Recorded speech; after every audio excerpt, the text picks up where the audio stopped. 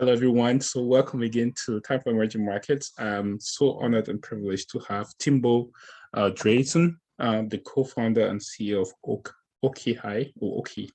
I think you might have to clarify me on that. So just a brief background about Timbo. So upon graduation, Timbo joined Google, where he spent several years working in product management and marketing.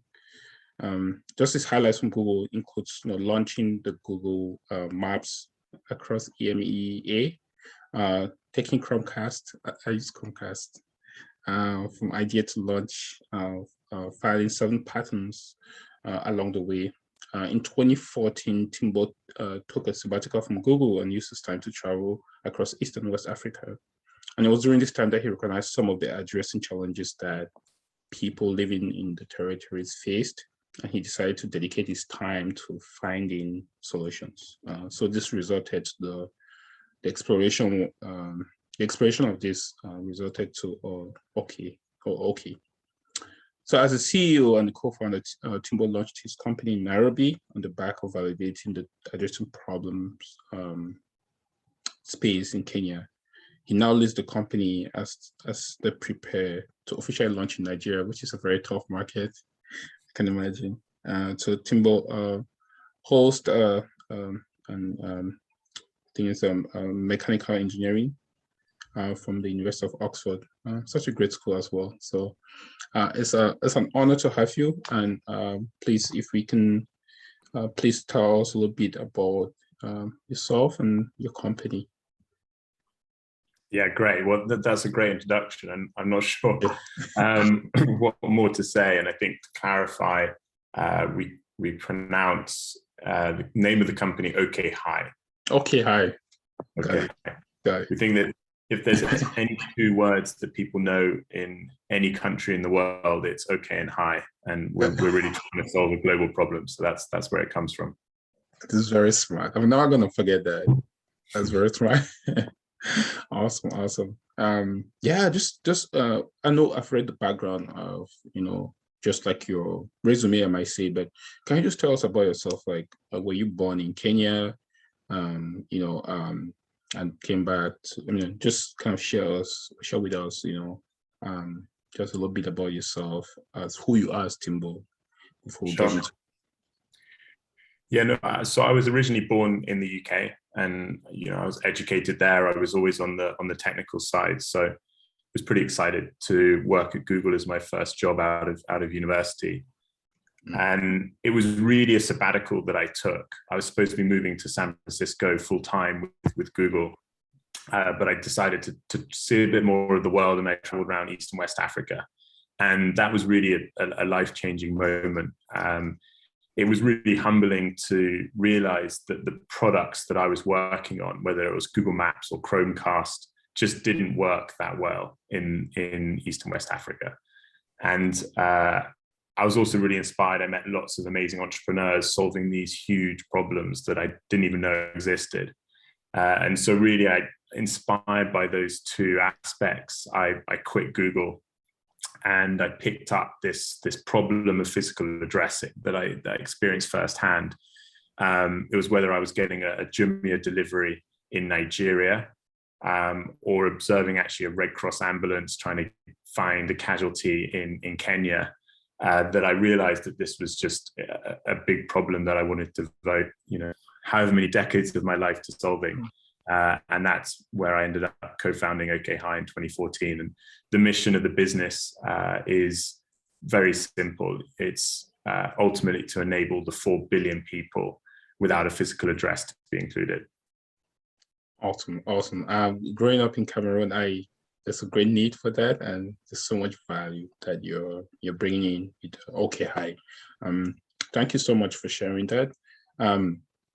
So with OkHi, and since 2014, what are the current opportunities that you see in the market, and how do you see OkHi being positioned to be a very key player in this industry? Well, the problem of physical addressing is huge. It's actually quite difficult to quantify, but an MIT study that did a lot of research on the problem in India from that, we estimate that the physical addressing problem costs the world's economy over $200 billion a year. That's the global opportunity that we are really going after. And of course, that can impact over half the world's population.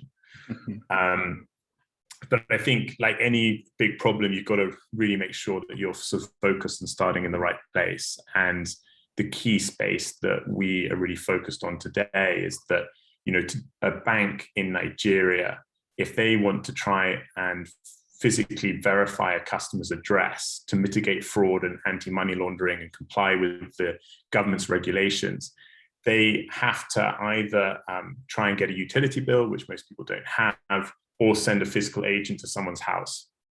And that ultimately is very expensive to do, and is also very difficult to do this across, tens of millions of people. So in Nigeria, you've got half the adult population who are unbanked. And one of the key challenges is actually trying to get a verified address for them to be able to open up that account. And so really that's where we see OkHi's, long-term opportunity is to be able to unlock financial inclusion by being able to give every person with a smartphone a verified OkHi address, which will give them access to critical financial services. That's quite a very I would say that's a very smart strategy to get in, and I think there's a lot of upside to that. So you guys are thinking right, and definitely there's a lot that you guys will achieve just based on that approach, just in the back of my head. So thank you so much for sharing that. And leading to my next question, what has been the reception of OkHi in Nigeria? I know you guys are in Kenya. How has the reception been, and how do you guys kind of, it's such a big problem, the need is there. What has been the kind of the strategy? We might talk a little bit about the long-term strategy, but like, how have you really worked on customer acquisition and really getting people to see the value add on what you're doing? Well, it's been quite a journey since we launched. And as you say, we first started in Kenya, and we saw actually a brilliant pickup. We were initially focused on trying to solve the problem for delivery businesses even in Nairobi. And we built a big database of hundreds of thousands of people and their addresses. And we got some brilliant results. We did a pilot with Uber and reduced their pickup time by 40%. We did an integration with KFC and reduced their cost per delivery by 20 cents or 20%. And integrated with Jumia, where we were able to prove we can increase their customer service or net promoter score by 35%. So we saw these really brilliant impact in our initial space. But ultimately, COVID hit in 2019, and we basically made, or 2020, we made a big decision to actually pivot the business into what we thought was an even more interesting opportunity. And that was what has led us to where we are today, which is focusing on address verification for financial services in Nigeria. And a key part of that sort of pivot was also a big partnership that we drew up with InterSwitch Group, one of the largest fintech businesses in Africa, who not only came on as a partner, but also an investor. And we've been in stealth mode developing this technology for the last couple of years, and pretty excited to announce that just last week we went live with QuickTeller, our first customer in Nigeria. And we have a very exciting pipeline of prominent banks and fintechs in Nigeria that are going to be going live in the coming weeks. And I think at least in Nigeria and beyond, hopefully people will be hearing more about OkHi and our address verification service. Oh, congratulations. That's impressive. And right timing to bring on the podcast. People to exactly. What's going on. There's this very inspiring South African entrepreneur, and he's a motivational speaker. His name is Vusi Tembekwaya. I don't know if you know him. He said, if you're not in Nigeria, you're not in Africa. So that's a good point. But he said, if you're not in Kenya, you don't have the heart of Africa, right? So we have the best of both worlds then. Exactly. That's quite fascinating. So so with the pivot that happened last year, which in most cases I think very smart entrepreneurs like you guys figure out what works, and that helps in the long-term strategy, right? Um, um, just thinking through how to make it through the COVID pandemic, which was really tragic last year. So as you guys have transitioned, perhaps maybe it was a little bit earlier based on what you just talked about, but how is the long-term vision now? Is it to fully go 100% on unbanked across Nigeria and into other West African countries, or will you be able to think about diversification, going back to the transportation industry to kind of figure out to do a plug-in and play? And so just what are your thoughts on how have you been thinking about it as the CEO of OkHi? Yeah. So it's a great question. I think it's important to come back to what I mentioned at the beginning, which is our mission, right? Our mission is to enable all 4 billion today who don't have a physical address to be included. And what that means is, as I said, we have to start somewhere. But if you imagine any consumer, we want to be able to give them an OkHi address that they can use to get better access to any of the services they're using. So today that might be just a more affluent middle-class person in Nigeria who can use it initially for financial services. Over time, that person will be able to use it for more and more mobility and delivery services.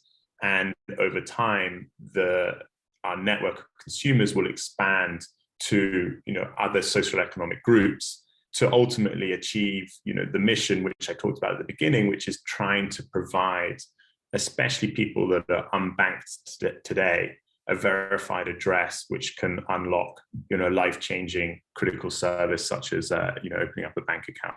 Yeah. And of course, once we can do that and make that work in Nigeria, there is the rest of the world to be able to expand to. And we are not just talking about Africa here, we're talking about emerging markets in pretty much every other continent of the world. There's a huge opportunity in Southeast Asia, India. We know that there's also a big problem in South America, even the Middle East. So there is opportunity all over the world. And, we're starting in Africa, but the goal really is to make OkHi a global brand. I'm so excited that I got you at this moment. So like 5 years from now, I'll be like, he came on the podcast and shared his the story when things are just like picking up. I definitely see a lot of upside, and something that we call at the Clayton Christensen Institute, for most people don't know, is we use disruptive innovation to explain some of the complex issues in the world. What you're trying to build, from what I just get, is it's a new market creating innovation. You're actually creating a market for, as you said, for the unbanked, but it's something that's not really existed before, and you're using the proprietary data, a proprietary platform of OkHi to really provide affordable and accessible service for a lot of people that naturally don't have that. And I think it's really exciting. The upside to it is so tremendous, and I'm excited about your company. I'm really excited. The value add is incredible. So thanks for sharing that. And to that, since you've started with the unbanked working in the financial services in Nigeria, I know Nigeria is very tough. I'm just from, I've not been to Lagos, Abuja, but I know it's a tough market. How has it been just going, what's the current state of verification in Nigeria? And what have you learned so far? And if you can share a little bit about that, that'll be helpful. Definitely. So it's been really interesting spending time here, talking to both consumers and businesses to really understand and get in the depths of the market. And here, verifying an address is really challenging for the business and the end consumer. As I said, either it's a utility bill, which in many cases people don't have because they're not the landlord for the property, Perhaps they've moved in the last month or so. And there's a number of challenges around that, not least for the business to be able to manually verify these, photos or uploads of people's bills, which honestly are very easy to fraud. So there's a lot of issues in that space. And then on top of that, there's also this agent verification service where basically the banks pay for physical agents to go to knock on someone's door. And again, all sorts of challenges. You imagine, Nigeria is a big country. How do you have an agent network where, someone is close by? It can actually take weeks for someone to have a verified address. That obviously costs a lot of money, also open to fraud. And so it's really, really challenging for the businesses to be able to effectively verify a customer's address, which is a requirement from the Central Bank of Nigeria for them to be able to sort of operate to certain levels of business. And so this is really why I think the core reason why there is actually such a large percentage of an unbanked population, not just in Nigeria, but also globally, because as the world is moving to digital, so know your customer KYC services, and you can have your ID and you can take a photo and it can match all those things. One of the biggest friction points is address verification. And, we're seeing this firsthand in Nigeria today. And so this is really why there's such a big opportunity for any sort of digital solution to come in and disrupt the status quo and provide a more effective, faster and cheaper solution, which is what we've built today. And we've just completed an integration with a very prominent bank here in Nigeria. And we proved that we were 30% more accurate, we were 4 times faster, and we were 50% cheaper than sending a physical agent to the door. That's amazing. And just so going into partnerships, so you guys have this big ally bank, which I think in the country of Nigeria is very important. Do you guys think, more partnerships, more collaboration is the way to go, or at some point you guys will, what's your take on that? It sounds like partnerships or collaboration is the right strategy, I guess. Definitely. I think, any business that's entering a market has to figure out their go-to-market strategy and how they're going to acquire their initial, customer and user base. And for us, we ultimately acquire the end consumer and their address through businesses. So we're a B2B2C business. Mm-hmm. And apart from that enables us to leverage the banks and the existing, customer base that they already have, which means we can grow quicker. It's also important for trust. And so when you're delivering a new service, it's a new category of business that no one honestly really understands and it has to learn about. Having partners who are already trusted by the end consumer can really help us in terms of sort of enabling that trust with the end consumer as well. That makes a lot of sense. And so for people watching in Nigeria, businesses, small businesses, how would they get to your website? How do they find you, contact you to sign up for OkHi? Great. Well, we're definitely open for business, and it doesn't just have to be. While our focus today is Nigeria, we're interested in hearing from businesses all over the world. So anyone who's listening, if you're interested in finding out more for your business or even as an individual, you can just go to okhi.com and you'll find a way to get in contact with us, and we'll definitely follow up. I'm very keen to hear from everyone. That sounds amazing. And I'll put in the links for Timbo's profile, LinkedIn profile, okhi.com in the description on the podcast. We should be on Spotify and many other platforms that you listen to your podcast. So please reach out to them. I think it's the work they're doing is great. It's nice it'll be a win-win situation working with him and his team to transform lives, basically. So that was like the professional side and learning more about you and OkHi. And I do think there's a lot of fascinating things that you guys will do in the future. the next phase of the questions now is just some light round questions, just something very personal that someone as just successful, and I'll say as inspiring as well. If you'd like to just share with the audience, and one thing that I always try to ask to the guests is, can you just please share, what kind of an advice, really good advice you have received in your process of building this great company? It's a great question.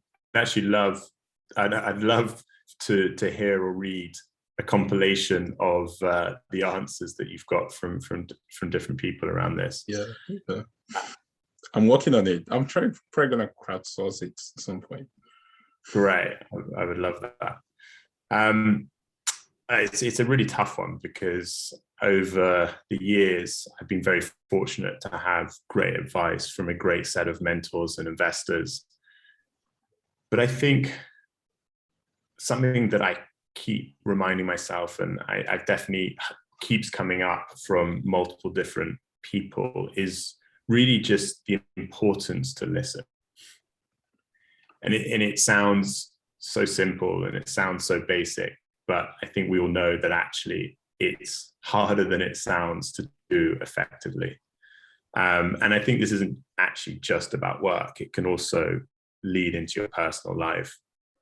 But, if I really think about OkHi and the business that we are building, there is nothing more important for us than to be actively listening to our users, whether that's, the bank in Nigeria, whether it's the more affluent person living in Lagos, or whether there's someone who's like lower socioeconomic group, and to truly understand how they are currently interacting in and around the problem, how they actually feel, and their response to our current products and solutions, so that we can iterate from them.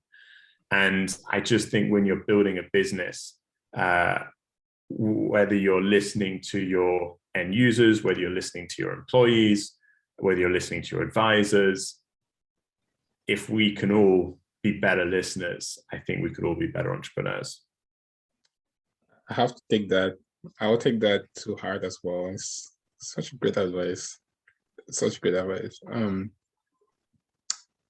Wow, that was good. What is something that you would tell the young entrepreneurs in Africa, or youth in Africa that are interested in entrepreneurship? And I ask this question, I know there's always some obvious answers, like, overcome your fears and, be optimistic about the future of Africa rising. But as from Timbo, someone who has actually done it, because, one of the hopes and aspiration of this podcast is to inspire a lot of people to invest in Africa, to actually go down on the ground and, put on their boots and really make a difference on the continent. What is something that you really say to them to say, come back home? That there are a lot of, or even, people that have invested, and, someone like you doing some really good work on the continent. How do we invite people to come and invest in, on the continent, from your personal point of view, to really do something entrepreneurial in Africa? I think it's a timing thing. There is a sense that the right time is now. And there's just never been a better time to start a business in the world, but especially in Africa. Mm-hmm. And there are just phenomenal resources right now, whether it's from an ecosystem perspective, whether it's the access to finance and investors who are now bringing in more and more money, which unlocks a lot of friction and opportunity, whether it's the talent that is now building and learning from going through various different startups, and now we're starting to see some exits, whether we're just seeing on an infrastructure level, the smartphone penetration, the cost of data, the ease to do business in these economies, and the ability just to be able to go through and register a business. All these factors are all actually moving so fast. And the confluence of that means that, if you do it tomorrow, you're going to be too late. So do it today, and just start. And I think the only other thing I'll add to that is I remember really clearly one of my co-founders who's Kenyan, he said that he feels blessed that there are so many problems in Africa to solve. And I think that's the heart of a true entrepreneur. And so I think if you have that sense of frustration about something and you can see a problem that can be solved, don't wait for someone else. Go out, solve it yourself, and you could probably build a great business around that. That's beautiful. That's beautiful. I will second that and co-sign that. That's great. And so just to kind of wrap this up, you've talked about. Can you just share? I know you talk about your long-term strategy, but where do you see your company in the next 2 years? Let's say 2 years, because COVID happened and anything can happen now. What do you see? Let's say in 2022 or 2023. To be honest, based on experience. Well, I think our main focus today is Nigeria. So let me paint us a bit of a picture from a Nigeria user in Nigeria. It's called a Temi, and I want to make sure that in a couple of years' time, Temi has, in the last month, used OkHi to verify her address, which has enabled her to get a loan that she couldn't get otherwise. In actually applying for jobs, she used her OkHi verified address to be able to prove where she lived, which gave her access to employment. And she also used her OkHi address to get an ambulance to her door that ended up saving her son's life. And it's very tangible for us to be able to power all of those in a couple of years. And, I would love to be in a position where it would be surprising to meet anyone with a smartphone who isn't on OkHi. And OkHi is basically a household name. And instead of asking for someone's address, people are just saying, hey, can you just OkHi me? And I think the opportunity is there for us to move really, really fast and make that happen. And once we can make that work in Nigeria, I'm then excited about rolling that out across, the other hundreds of countries in the world that need our solution. That is incredibly, incredibly awesome. I think just to add, just to even comment on that. I think one thing that is just really nice to hear is, as such as a good entrepreneur you are, you made it very personalized. Like someone can relate to it, and it's real. It's not a very grandiose, like we're gonna change the world. I can see people, my classmates back in high school, using this and kind of actually making a difference in their lives. So it's very, very connected to the core of people, and I think I think the net positive is people that lives will be influenced and changed with very simple things like what you're doing. So thank you for what you're doing. I think there's definitely an economic side of it that is what for you guys to get to benefit from that. But I think the human side of it is pretty amazing as well. So to wrap it up, what do you see your legacy to be? I know you're a very young guy. You have